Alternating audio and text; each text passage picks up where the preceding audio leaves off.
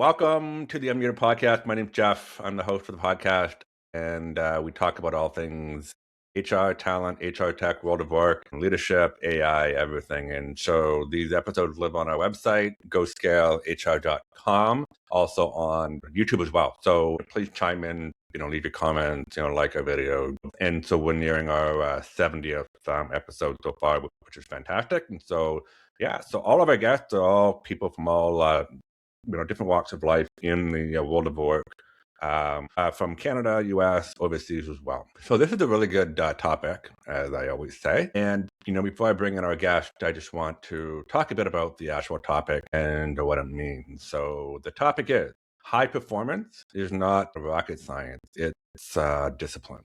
So high performance meaning the employee performance. Okay. And so we're going to get into all of that with our guest very soon. But I just want to set the context here because performance management obviously has been on our radar in the HR world for several decades now. And now with the explosion of technologies and making it easier, scalable, and really help us really focus on what truly matters. So, but the first point that I want to make is called the performance disconnect. And so I think it's safe to say that every organization say they want higher performance or all of their employees to perform at a high level, but the systems tell a very different story. And so expectation might be vague, feedback is inconsistent, performance reviews feel disconnected from day-to-day work, or they really don't do much of anything. The outcome really is managers struggle, the employees feel confused, performance conversations become reactive versus intentional. So I think everybody who's watching this episode is going, yes, check. Okay, that's the first point. The second point is performance is designed, discovered. So what that means is high-performing organizations don't rely solely on exceptional manager to carry the load. They design, create clear systems, and build the discipline to consistently follow them. So expectation, feedback, views reinforce each other instead of operating in silos. Okay. And so that's a really important point because I think a lot of us tend to rely on the excellent manager to really carry the load, but our systems are terrible, piss poor, don't work, not there, and so forth. And so that's really what we're going to be diving into today. This episode's not really about me. It's about our guest. So Amber Madison, I want to welcome you to the Unmuted podcast. Yeah, thank you. It's great to be here. Excited to chat. So as we were sort of talking about this episode, I think we spent more time talking about music, which is fine. Totally cool because I have lots of music going on back there. And so we jive, connected on the fact that we like record, old music, and you're more Motown, I'm more pop, rock and roll, but I love Motown too. So, kudos to you on that. You're in my, inner circle. I don't really have one, but anyway. Inner music circle, at least. Yes, definitely. So we can trade secrets about music and records and all the tips and secrets.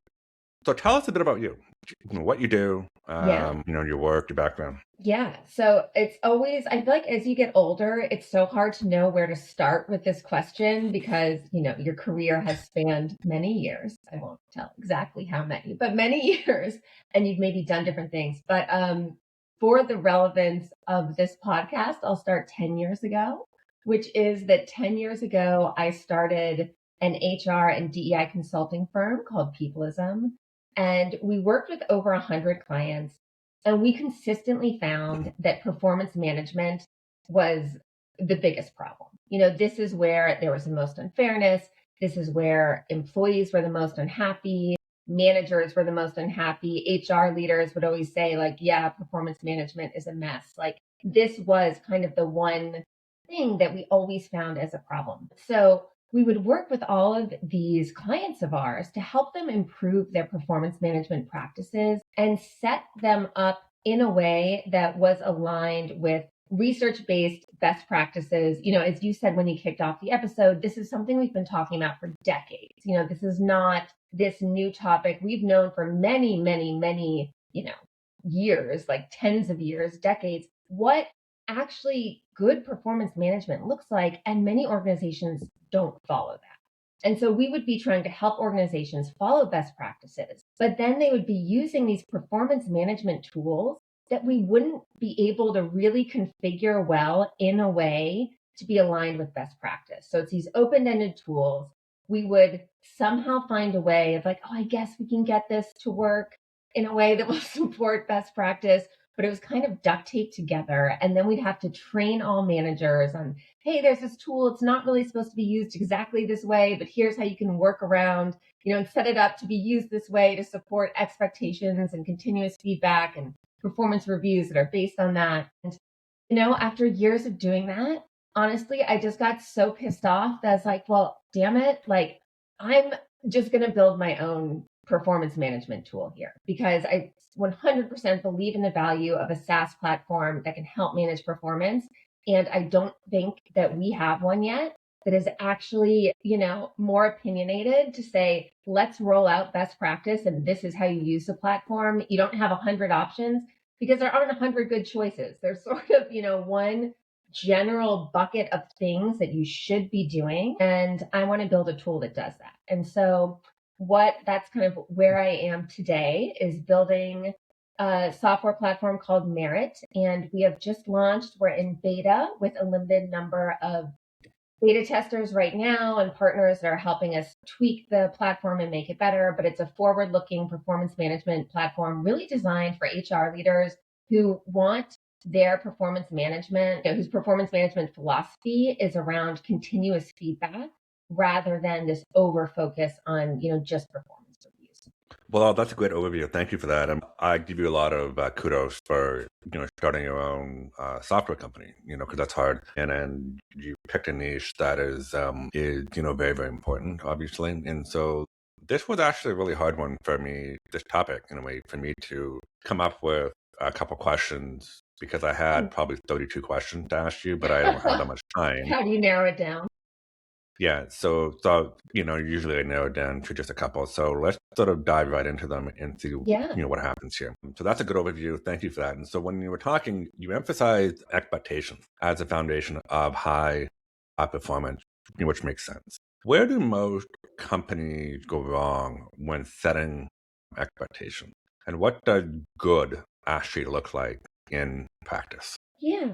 So I would say where most companies go wrong with expectations is that they just don't do them, which is that's a pretty big way to go wrong. But if you look at, so the Gallup, 12 question engagement survey, question number 1 is, I know what's expected of me at work. And I think, the latest average is like 46%. So 46% of employees, only 46% of employees know what's expected of them at work. And so when you think about that, there are kind of two big things going on. One is the backbone of performance is knowing what you're supposed to do. It doesn't take an expert to say that, right? But if you're saying that employees at your organization don't know what's expected of them, then how are they performing their best? They're obviously not. Okay. Point 2 with this is that, we always talk about employee engagement and we talk about performance and, how they're linked or whatever. But the reality is that performance is like kind of the bedrock of being able to have good employee engagement. And so, there's a reason that Gallup has question number 1 be, I know what's expected of me at work. Because if you do not answer that positively, that is literally what the rest of employee engagement is based on. And so, I kind of say this to say we've really underestimated the value of setting expectations and clearly saying to employees, here is what your job looks like. Here's what I expect of you. Here's what I want you to do. And so many organizations and, so many performance tools, which is why I'm kind of got into this game in the first place, it's set up of, hey, you perform first, and then I'll give you some feedback about how you did, but I'm not going to lay out for you what exactly I want. So the goal of any good performance system is that as a first step, you say really clearly, here is what I expect of you. So now let's talk about how to do that well and what that looks like. ideally you want to be able to identify, here are the three main buckets of things that if I'm like happy that you're working for me and I'm happy you're on my team and I feel like, oh, you nailed it, it's because you did these three major things well. So first figure out what are those three buckets, like client relationship, deliverables, or, whatever makes sense for what you're doing. And then flesh them out with really clear expectations attached to those areas. So those expectations might be, that you set, like I want to see 95% of clients returning, whatever tangible goals that you have.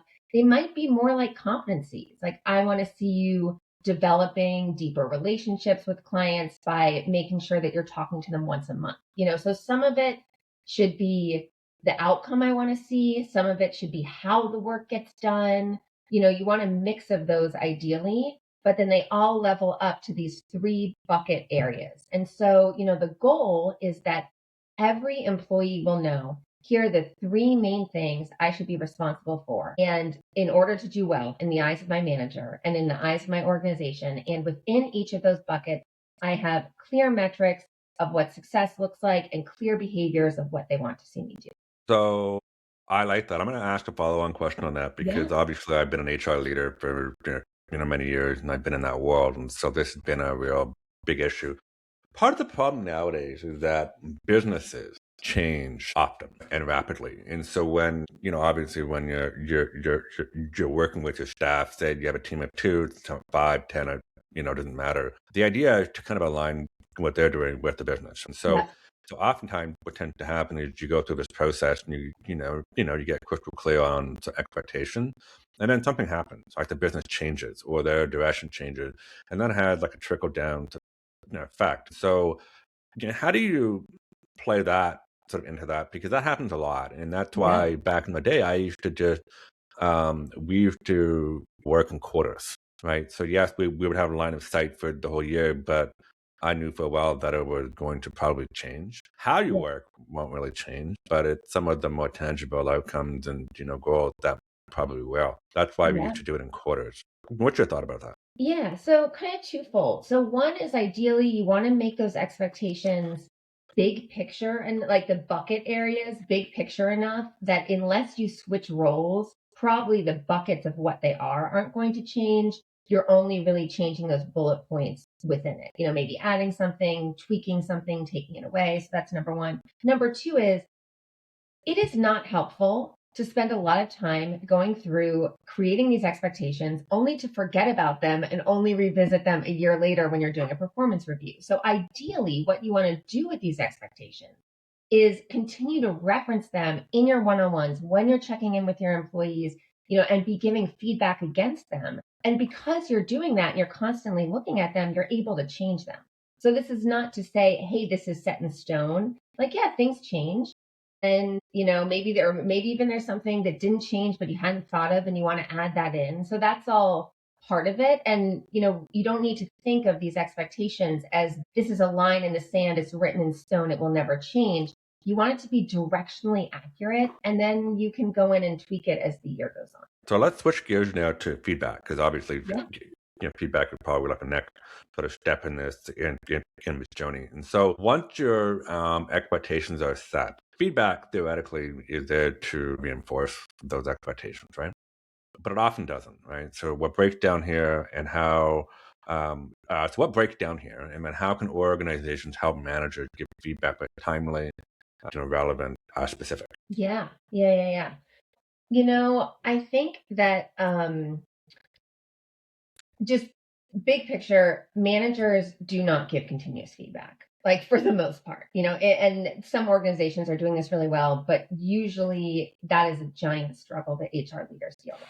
And really not having expectations is a big contributor to this, because what happens is you have, one thing I didn't talk about in my intro, I'm also a therapist, so, I'm always thinking about deep psychological levels, but there is a mental load that you have as a manager to give feedback of, I need to open a tool. I need to figure out like, what the hell is this employee even doing in reports to me? I have to figure out what I even need to talk about. And that's a really big mental load to just it's such an impediment to give feedback when you're already busy doing your own work and doing so many other things as managers. And so because managers don't know what to talk about, it's too hard to give feedback. But the nice thing about if you have expectations, it makes it a lot easier to give feedback because you know what you should be giving what you should be giving feedback about, and what you should be looking for. So if you've done the work to set these expectations, then you want to make sure that you're giving feedback about those things that you've already identified as core to the role, rather than, oh, I need to give Jeff some feedback. You know what? I'm going to make it about, I'm not sure about the color of the, I don't like the walnut dresser behind you. But come up with something random that's not even really related to the core parts of the role. And so, a lot of times when we talk about ineffective feedback, it's feedback about something that isn't actually a core driver of what matters. And so if you've done the work to identify what is the core driver, what really, really matters to you, then every piece of feedback you give should only be aligned to that. You should not be giving feedback about anything. I think that is, logical. So, I mean, I actually believe that HR leaders, for example, know what good feedback looks like. I would argue that that's probably sort of a generic, inaccurate statement, but managers struggle to actually do it. So what systems actually help managers do this consistently instead of just relying on training alone? Because training alone does nothing, because it doesn't help you with actual adoption of anything new.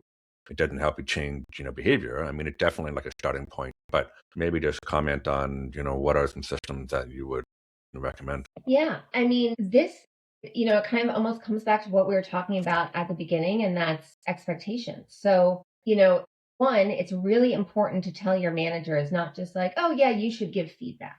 That's like a vague, like, okay, great, I should give employees feedback.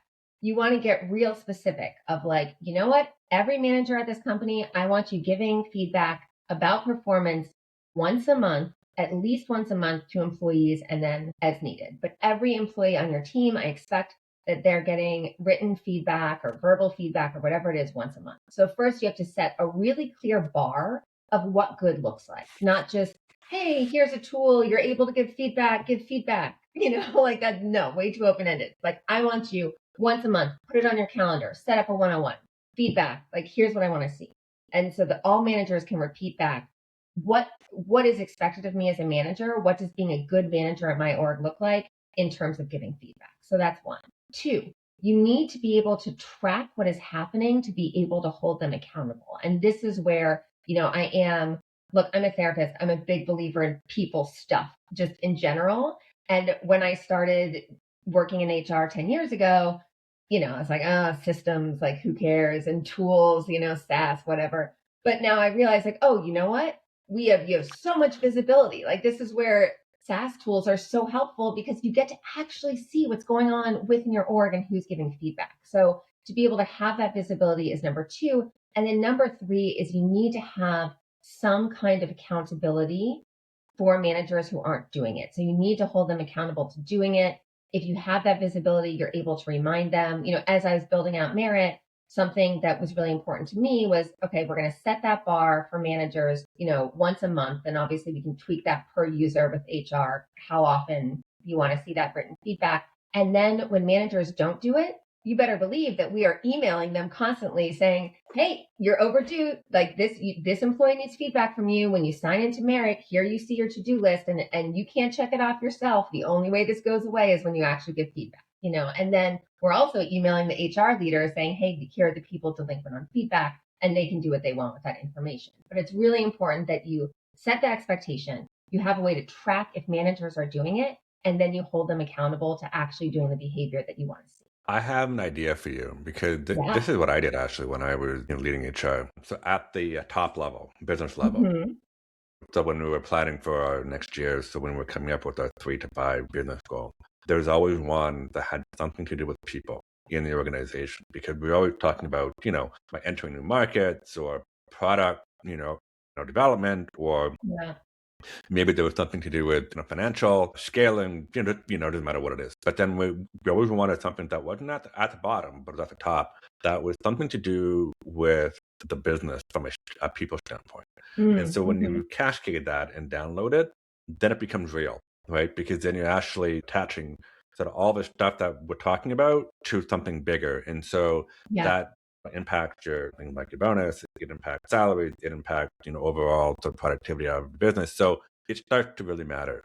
And so that's what I did, and it actually worked. And to me, that's the accountability piece. It's and a lot of organizations aren't ready to do that, unfortunately. But if you tie like, hey, this percent of your performance rating has to do if you do, has to do with if you're giving regular feedback, then people know, okay, you're serious. So basically it's like you have to show people, you're controlling a crowd here. So it's like a classroom. You can't let it get out of control. You gotta be like, hey, here's what you need to do. Here are the repercussions if you don't do what you need to do. And, make that just really, really clear. You're herding cattle. Exactly. Yeah, which I'd never done before. But anyway, okay. So, all right. So now we've done all of the objectives, the feedback. Now we're getting into closing this loop with your reviews. Obviously, those still need to happen in some shape or form. Yeah. So oftentimes the reviews are disconnected from expectation and feedback, possibly. So how do companies design review processes that feel fair, rounded, and also aligned, rather than performative or even surprising, shocking, which often happens sometimes? Yeah. I mean, reviews should not be a surprise. So in the best case scenario, employees know exactly what's going to be on their review because it's a summary of all the performance conversations that you've been having all year. And so in the ideal state, a performance review should be based on, meaning the things that you are talking about in that review should be based on those expectations that you clearly set at the beginning of the year. And so those expectations really serve twofold. It's to tell employees what to do so that they can do it and perform well. And then two, it's to say, hey, and here are the things that matter, and this is what your review is going to be about. So you're going to read about all these topics on your performance review and how you did. And so we're not going to surprise you. You know exactly what matters and exactly how we're measuring your success. That's not a black box. And that kind of clarity and that kind of transparency goes such a long way for employees to feel like, oh, this was a really fair review because you told me exactly what you were looking for. So ideally, you want that performance review based on those expectations. And then you kind of want it to be a summary of the feedback that you've given all year. I think that this is a little bit of a taking a step back, but performance reviews get this bad rap because people are like, oh, they're not helpful to help people improve their performance. Yes, 100% they are not, but that's not the point of them. So I think it's really clear that people are very sober about what is it that performance reviews can actually do. Can they help employees improve their performance? No. You know what they can do? They can provide a snapshot to tell you, how did this employee perform this year? And that snapshot is useful for a couple reasons. One, employees like to kind of get their letter grade at the end of the year. How did I do? Two, when you're making decisions about promotions or about compensation, you really have some kind of sense of, okay, what really happened this year for this employee. So it's important to keep in mind, what's the purpose of this in the first place? Now, what's nice, AI is obviously incredibly useful for many things, cannot be used for other things. I'm kind of middle road of what I think about it. But one thing I will say is incredible about AI now is that if you've been doing the hard work to give, to set expectations and to give these expectation aligned pieces of feedback for the whole year, then you can use AI to really create a very good performance review that summarizes, everything that you've talked about all year. But the warning piece I will say, and the thing that I'm kind of worried about, is you're seeing a lot of these performance management tools that are saying, hey, we can create an AI summary for you, but there were no expectations set. There's no standards around what the feedback should be about. And so, yeah, maybe if you happen to, talk about a couple things in your one-on-ones and give it 2 or 3 pieces of feedback about who knows what you talked about, that can all be summarized into a performance review, but it's not necessarily a good performance review. So with performance reviews, you really want to keep that anchored on what are the expectations that were set up front. And if you're using feedback to create that final performance review, you want to make sure that that feedback is high quality and tied to those expectations. I'm glad you mentioned AI, because I think this is the really, really important part, because this solves a core problem, which is, when you're looking at something or you're trying to analyze something over a course of time, like a year, like most people have terrible memory. Lots goes on every single day, week, month. If you're telling me as a manager, you can retain every single little activity, conversation, whatever it is, for an entire year, you're lying, right? So, Sure. and if you keep organized notes, you're also lying, because most people don't. So, AI had, and this is where you talked about using it in a responsible way. Mm-hmm. This is game changing, because it can help you make sure that you're looking at the right information. Because one of the problems has always been like a recency bias, and so when you're going through your process, your end of the year process, maybe you're doing it during Christmas time, maybe it's whenever, right? Your activities over the last couple of weeks, a month, is what's going to be in your mind fresh, not what happened in January or February. And so Yeah. that's a huge problem. And that's why for many years, this entire process has been looked at as a bit of a fraud, more or less, Oh, right? yeah. So that's why people need to embrace AI, but you have to be really careful to make sure that you've got those checks and balances to make sure that the AI tool is being used properly. Exactly, because the output is only as good as the input. So if you have kind of garbage in, it's garbage out. So you need to make sure that whatever data you're feeding it for your output is actually really good, and then you'll get a good output. So fantastic. Okay, last question. So I asked everybody this question. Yeah. If there's one thing, just one thing that our viewers can take away from this episode, what is that one thing? Oh gosh, this is so easy. Tell people what to do. Like that's the thing. Just tell people, tell employees what to do, Mic drop. tell managers what to do. Just tell them what you expect of them. Even, like in your own friendships, your intimate partner relationships, just tell them what to do. Tell them what it is that you expect of them. That solves a lot of problems. And verbalize it, because I used to tell, when I've worked with the thousands of managers in my career, and I tell them all, you have stuff in your head. Your staff can't read your mind. So you need to tell them. You have more information about the business than they do. You cannot expect them to know those things if you don't tell them. Yeah. And look, I'm Done. not going to act like it's always easy, because it takes discipline to make yourself be like, okay, I have this stuff in my head. Let me think about how to say it in a way that sounds reasonable and isn't all jumbled up. And then I actually have to say it to a person. That's work, but it's work that really pays off, and it's worth it. Absolutely. Amber, thank you very much for being here. I appreciate your time. For all of our viewers, I'm Jeff, the founder of ScaleHR and SocialHRCamp, also the host of this podcast. And we talk about all things HR tech, world of work, AI, of course. And, so Amber, thanks for being here. And we will share all of the proper links for her brand new company, which is taking off, leaps and bounds, and it's called Merritt AI. So thank you very much for being here. Great. Thank you. Take care.